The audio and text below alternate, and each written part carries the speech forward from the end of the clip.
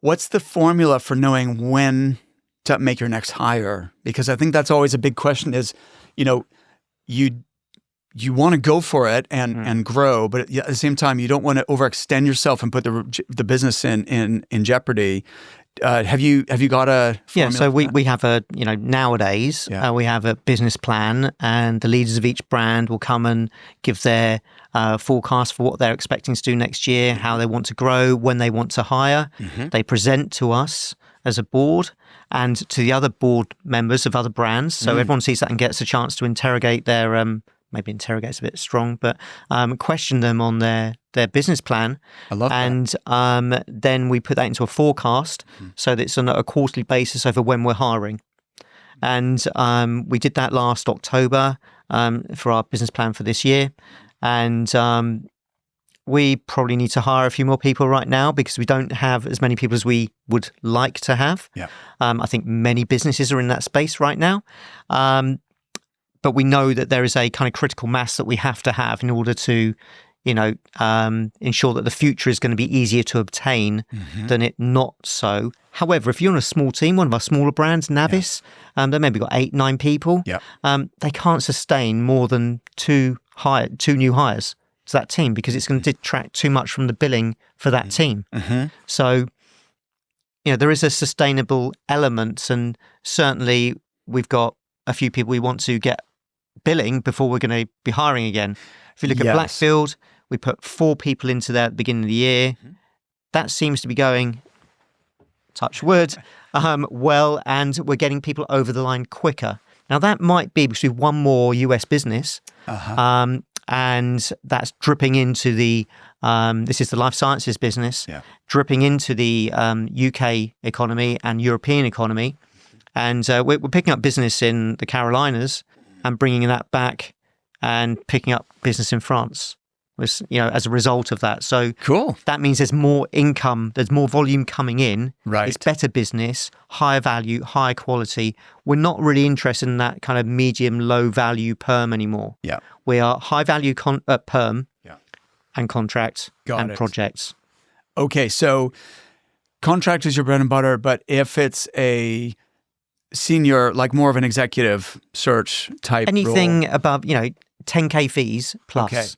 That's where we want to be. We don't want to be doing, back in the day, we would place service engineers, refrigeration. It's a dirty market. It's full of prima donnas. It's a numbers game. 3 or 4, 5K fees. No. We're not interested in that anymore. Yeah. So if I'm piecing this together, Clive, there's a few ingredients for pulling the trigger on a next hire. One is the capacity of the manager to onboard and mentor that person to get them up and billing and kind of on track.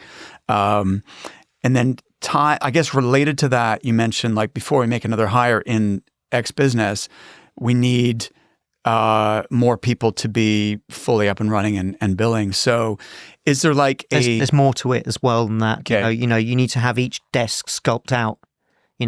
Who are their clients? Who are they going to be targeting? Yeah. That needs to be worked out. If you had a strong biller or a strong leader, it comes down to leadership, really. Okay. If you had a strong leader in a particular brand, no brands, in case anyone's watching from my business on this, but if you had a strong leader who could take 4 or 5 people and had capacity to train and mentor them, and then so be it. But there aren't many areas of our business that we could do that right now without affecting the ability of that brand to continually bill. What do you mean by that? You mean it would take away, it would detract from what the others... Detract from focus. Yeah. Got it. So it needs to be... There's lots more demand in that market or that niche, right? So that adding another person is going to raise everybody. It's not going to just cannibalize somebody else's desk. It's not going to allow people to hide either. We don't want that. Yeah. Okay.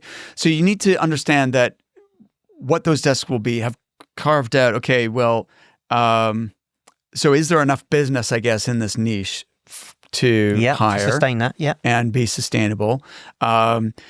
Is there a percentage of like, we need the rest of the team to be X% to their target before someone else comes on board, or?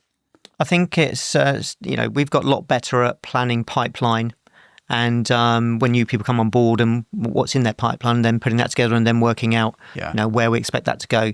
And we can, despite the current market, we can see that this will be our 4th month in a row that the business has grown. Great. Congrats. Not a lot. Okay. Still. But if things go well, it will have grown. Yeah. And that's a positive. Yeah. So it needs to be very balanced.